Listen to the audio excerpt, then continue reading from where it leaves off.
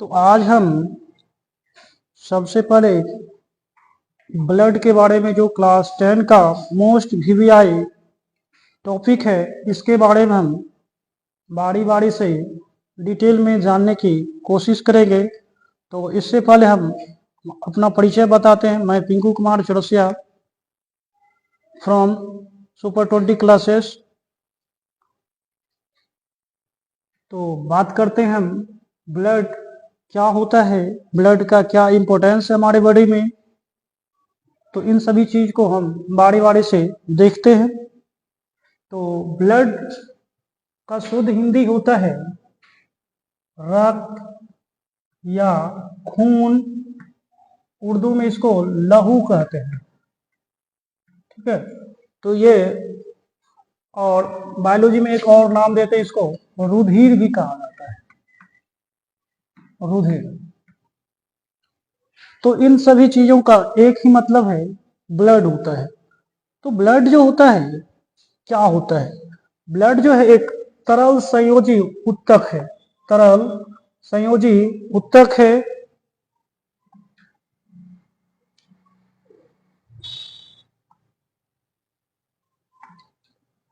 तरल संयोजी उत्तक है। ठीक है, इसी को इंग्लिश में हम लिक्विड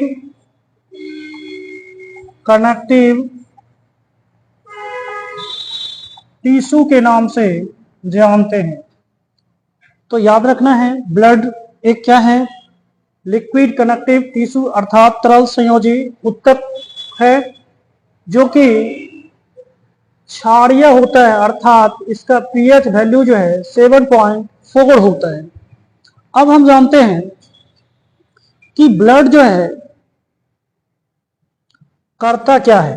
ब्लड जो है हमारे बॉडी में अलग अलग जरूरतमंद चीजों का परिवहन करता है। क्या क्या चीज का सर परिवहन करता है? ये O2 एंड CO2 का परिवहन करता है, पोषक तत्व का ये परिवहन करता है, पोषक तत्वों का। इसके अलावा बॉडी में जो हार्मोन होता है, इन हार्मोन का ये परिवहन करता है, एवं साथ ही साथ उत्सर्जी पदार्थों का भी ये परिवहन करता है। तो ये तो ब्लड का हम इंपॉर्टेंस जान रहे थे। अब ब्लड का हम नेचर जानते हैं, ब्लड किस नेचर का होता है।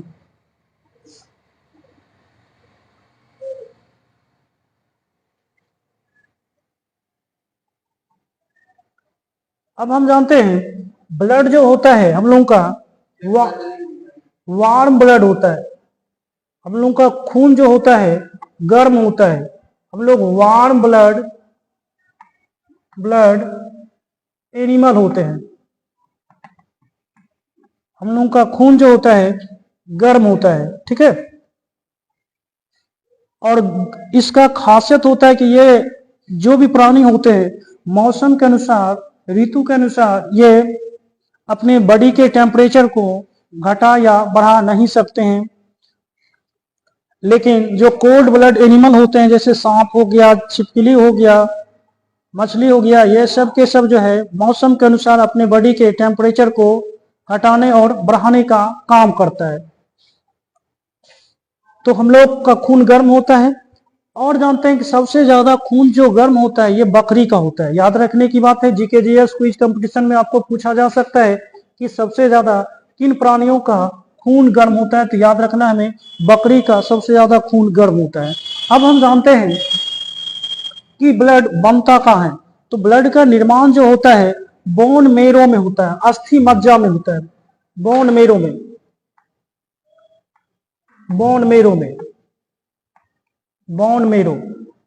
अब सवाल ये उठता है कि सर बोन मेरो कहाँ पे पाया जाता है? जो हमारे शरीर की लंबी लंबी हड्डी है, जैसे फीमर हो गया, टीबिया हो गया, इनके अंदर जो लाल लाल दानेदार संरचना होते हैं, उन्हीं दानेदार संरचना को हम बोन मेरो कहते हैं। अब बोन मेरो ऐसे हम जनरली देख भी सकते हैं। ये बोन मेरो जो है सर जब हम चिकन या मटन खाते हैं तो उसके अंदर, उसके हड्डी के अंदर जो ब्राउन कलर का स्ट्रक्चर होता है, वो स्ट्रक्चर एक्चुअल में क्या है, बोन मेरो है, जो कि शुरुआती दौर में रेड था, लेकिन जब वो गर्म हुआ तो वो अपना कलर चेंज कर लिया। तो ये जान गए कि बोन मेरो में ब्लड का निर्माण होता है।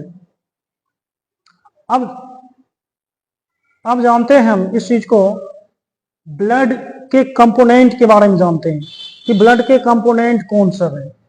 तो ब्लड के मेन दो कंपोनेंट्स होते हैं, एक होता है लिक्विड सर, और दूसरा होता है, एक लिक्विड होता है,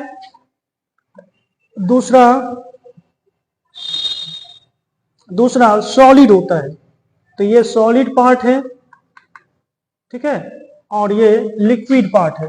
हम लिक्विड पार्ट को प्लाज्मा के नाम से जानते हैं, प्लाज्मा, जो कि टोटल ब्लड का आपका 50 to 55% होता है, सॉरी 50 to 55% होता है, और इस 55% का 90% वाटर होता है, अर्थात जल होता है, और बाकी ठोस के रूप में उत्सर्जी पदार्थ, प्रोटीन, और प्रोटीन में खास करके एल्ब्यूमिन प्रोटीन, ग्लोब्यूल्स प्रोटीन, और अजैविक पदार्थ के रूप में खनिज लवण होते हैं।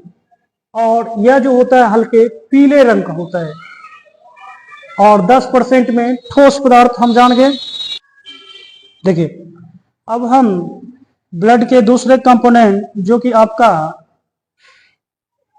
ठोस कंपोनेंट होता है, अर्थात सॉलिड होता है, तो सॉलिड पार्ट जो होता है तीन पार्ट में, तीन हिस्सों में बटे होते हैं। तो सबसे पहले यदि हम बात करें तो ये हमारा लाल रक्त कणिका होता है, जिसको कि हम इंग्लिश में बात किया करें, इसको रेड ब्लड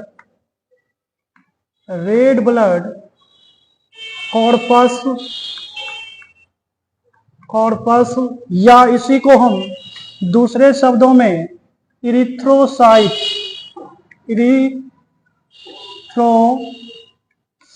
के नाम से जानते हैं। कोई पूछ देगा जीके जीएस में कि सर आरबीसी का दूसरा नाम क्या होता है, तो बताएंगे इरिथ्रोसाइट, अर्थात रेड ब्लड कॉर्पस, अर्थात लाल रक्त कणिकाएं।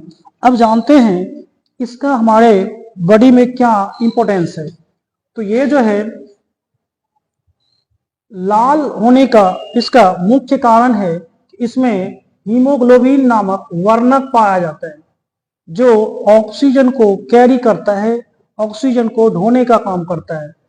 यदि बॉडी में हीमोग्लोबिन ना होता तो ऑक्सीजन को फेफड़ा से पैर तक पहुंचने में लगभग 3 वर्ष का समय लगता। तो इतने समय तक आदमी बगैर ऑक्सीजन लिए जिंदा नहीं रह पाता, इसलिए नेचर ने, भगवान ने बॉडी में हीमोग्लोबिन दिया, जो कि ऑक्सीजन को एक जगह से दूसरे जगह बहुत तेजी से लेके दौड़ता है, पहुंचाता है। तो हीमोग्लोबिन ब्लड को लाल बनाता है, और इसकी संख्या जो है ब्लड में बात करें तो मिलियंस के समथिंग में होता है, यानी 1 ml ब्लड में। अब देखते हैं कि हीमोग्लोबिन जो होता है सर, ये आपको आयरन का बना होता है। आयरन, यदि हमारे बॉडी में आयरन की कमी हो जाए तो आदमी जो है सुस्त प्रवृत्ति का हो जाता है, अर्थात हीमोग्लोबिन नहीं बनता है, और हीमोग्लोबिन नहीं बनने के कारण एक जगह से दूसरे जगह ऑक्सीजन नहीं पहुंचता, और भोजन जो है अच्छी तरह से नहीं टूटता, और ऊर्जा पर्याप्त मात्रा में शरीर में नहीं मिलता है, जिन कारणों से आदमी जो है सुस्त प्रवृत्ति का हो जाता है। इसके लिए हमें आयरन युक्त पोषक तत्व को लेना चाहिए, आयरन युक्त भोजन को लेना चाहिए। आप जानते हैं कि इसका जो आयु होता है, इसका लाइफ स्पान जो होता है लगभग 120 दिन होता है। याद रखना है कि कोई पूछ दे आरबीसी का जीवन काल कितने दिनों का होता है, तो बताना है हमें 120 दिन होता है। आप जानते हैं कि ये 120 दिन पूरा करने के बाद ये अपने आप एस्प्लीन में चला जाता है, एस्प्लीन। और एस्प्लीन को दूसरे शब्दों में आरबीसी का कब्रिस्तान कहते हैं। आरबीसी का ये कब्रिस्तान है, कब्रिस्तान। तो याद रखना है, जीके जीएस क्विज कंपटीशन में आपको पूछेगा कि आरबीसी का कब्रिस्तान किसे कहा जाता है, तो बताना है एस्प्लीन, जिसे हम शुद्ध हिंदी में पीलीहा कहते हैं, पीलीहा। तो ये था हमारा आरबीसी का टॉपिक। आरबीसी जो होता है लगभग गोलाकार होता है, ये कलरफुल होता है, इसमें हीमोग्लोबिन नामक वर्णक पाया जाता है जो कि आयरन से बने होते हैं।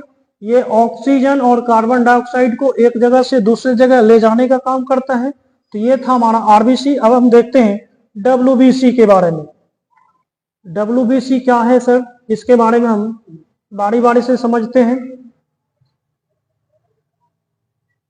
देखिए, तो डब्ल्यूबीसी का दूसरा नाम होता है, दूसरा नाम होता है सर ल्यूकोसाइट, ल्यूकोसाइट। एक बार फिर से हम बात करते हैं, डब्ल्यूबीसी का दूसरा नाम होता है ल्यूकोसाइट, अर्थात श्वेत रक्त कणिका, व्हाइट ब्लड कॉर्पस। ये जो होता है अमीबाकार होता है, अर्थात इसका कोई डिफिनेट आकार नहीं होता है, शेप एंड साइज नहीं होता है। इसकी संख्या जो होता है बॉडी में आरबीसी की तुलना में कम होता है, और ये रोगाणु का भक्षण करता है, अर्थात ये रोगाणु को मारने का काम करता है, किल करने का काम करता है, जिससे हमारा शरीर जो है रोग मुक्त रहता है, रोग मुक्त। कोई पूछेगा बॉडी में रोग मुक्त बनाए रखने का काम कौन करता है, तो बताना है हमें डब्ल्यूबीसी। इसलिए डब्ल्यूबीसी को शरीर का सैनिक या सोल्जर के नाम से जानते हैं। ये हमारे बॉडी में आने वाले हानिकारक रोगाणुओं को जान से मारकर शरीर की रक्षा करता है। अब हम जानते हैं ये जो है इसका जीवन काल जो होता है कितने दिनों को होता है। याद रखना है, इसका जीवन काल जो होता है मात्र 7 डेज होता है, अर्थात 1 सप्ताह होता है। ठीक है, फिर इसके अलावा जानते हैं ये करता क्या है। ये जो है रोगाणुओं को मारने का काम करता है। अब जानते हैं यह जिस प्रोसेस के द्वारा रोगाणुओं का भक्षण करता है उस प्रोसेस का नाम होता है सर फेगोसाइटोसिस, फेगोसाइटोसिस। ठीक है, कोई पूछेगा कि डब्ल्यूबीसी किस प्रोसेस से, किस प्रक्रिया के द्वारा रोगाणुओं का भक्षण करता है, तो बताना है हमें फेगोसाइटोसिस। फेगो का मतलब होता है भक्षण करना, साइटोसिस का मतलब होता है सेल के द्वारा होने वाली घटना। अब जानते हैं कि एक टॉपिक इससे बहुत ज्यादा इंपॉर्टेंट ऑब्जेक्टिव बनता है कि ब्लड कैंसर जो है, ब्लड कैंसर, कैंसर किससे संबंधित होता है। आपको ऑप्शन में रहेगा लाल रक्त कणिकाएं, श्वेत रक्त कणिकाएं, प्लेटलेट्स, इनमें से कोई नहीं। तो हम सबसे पहले ब्लड कैंसर का दूसरा नाम जानते हैं, इसको हम बोलते हैं ल्यूकेमिया, ल्यूकेमिया। तो यहाँ पे ल्यूकेमिया और ल्यूकोसाइट में कुछ समानता मिलता है। तो याद रखना है कि ब्लड कैंसर का सीधा रिलेशन जो है ल्यूकोसाइट से है, अर्थात जब बॉडी में 10,000 पर ml ब्लड की संख्या से ये बढ़ जाता है, अर्थात बॉडी में डब्ल्यूबीसी की संख्या जब बढ़ जाते हैं तब जो शरीर में एबनॉर्मलिटी जो होता है, बीमारी होता है, उसी बीमारी का नाम होता है आपका ब्लड कैंसर, यानी डब्ल्यूबीसी का बढ़ जाना। तो ये हम अभी हमने देखा। अब जो है अगले टॉपिक को देखते हैं, लास्ट। और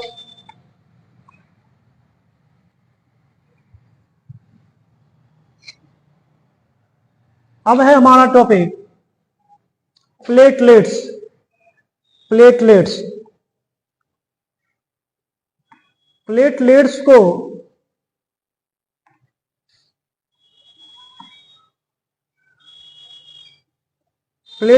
को हम रक्त बिंबाणु के भी नाम से जानते हैं। इसका दूसरा नाम होता है थ्रोम्बोसाइट। थ्रोम्बोसाइट थ्रोम्बोसाइट अब थ्रोम्बोसाइट का सर काम क्या है? ये जो है बॉडी में अर्थात हमारे ब्लड को जमाने का काम करता है, थक्का करने का काम करता है।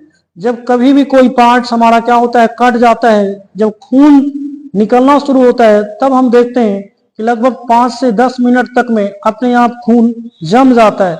यदि ब्लड में ये थ्रोम्बोसाइट प्लेटलेट्स नहीं होता तो खून लंबे समय तक शरीर से निकलते रहता और अंत में रोगी की मृत्यु हो जाता। तो नेचर ने, भगवान ने इन घटनाओं को रोकने के लिए ब्लड में थ्रोम्बोसाइट का निर्माण कर दिया, जो कि ब्लड को थक्का करता है।